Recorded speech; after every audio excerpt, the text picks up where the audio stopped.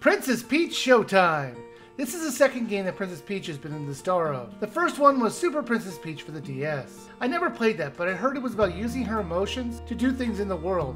This time she's going to a play, where it gets taken over by Grape and the Sour Bunch. They sound like an 80s band. The theater that holds this play and many others was huge. So much so that you have to wonder how they're able to keep this in business. Peach teams up with Stella, a sentient star that has a ribbon for a body. She can use her sparkle powers to interact with different kinds of plays. The story did seem interesting at first, and I figured they were hiding the villain behind a mask for some reason, but spoilers, it doesn't come up at all. Why not make it Bowser's wife or something? Then you can finally explain where his kids came from. In each of the plays, Peach will turn into a different job, which will give her a new ability to use in the world. Each level has a story it wants to tell. Sometimes it was simple, but sometimes it was more involved. There are 30 plays to explore, and 5 boss fights to do, and you're required to play every level to beat the game. Each level can take about 10 minutes to beat, and while they are pretty linear, you can occasionally do side things to get different stars in the levels, and this gives the game a little bit of replayability if you want to find them all. There are 10 different characters Princess Peach can turn into, and you'll do each one of them 3 times. The characters' jobs that she can change into were varied. She could be anything from a sword fighter to a mermaid or even a detective. Not all the jobs though were well done. Some felt like they spent more time on them to make them special. The one where you turn into a ninja is a standout due to the extras they put into it. When she turns into a new character job, she will mostly only have one power to use.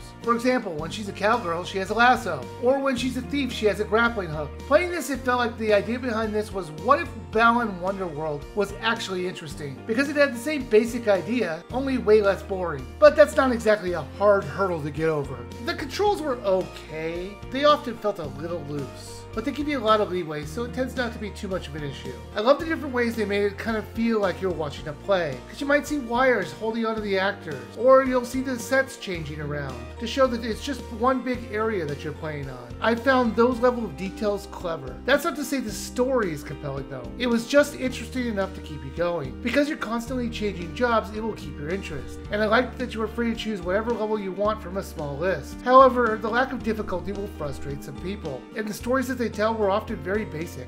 If you do find it too hard somehow, they will offer you a badge that will give you 3 hearts that will stay with you throughout the game. So it's not just a bonus you get in one level. But once you accept the help, they hold your hand the whole way, which is kind of annoying. Thank you, game. I crossed the street safely. Can I please walk home alone now? I found out after I beat the game that you could turn it off in the first floor lobby. Why not have this as an option in the menu? Or have it turn off after you finish a play? You can collect star coins, which could be used to dress up both Peach and Stella. And the extra stars that you collect in the levels can be used to unlock doors or decorate, if you care. After you beat the game, there is extra content, but honestly, I didn't find it compelling at all. Princess Peach Showtime wasn't bad. It actually fits the definition of average. It felt like a game for younger kids, and it really didn't want to challenge the player. I liked the different plays, and the stories, while they were simple, were interesting enough. They're asking $59.99 for this, and it is definitely not worth it at that price. Maybe half the price. The lack of difficulty is going to frustrate some of the players. The levels were too average to recommend it at full price, so wait for it to go on sale.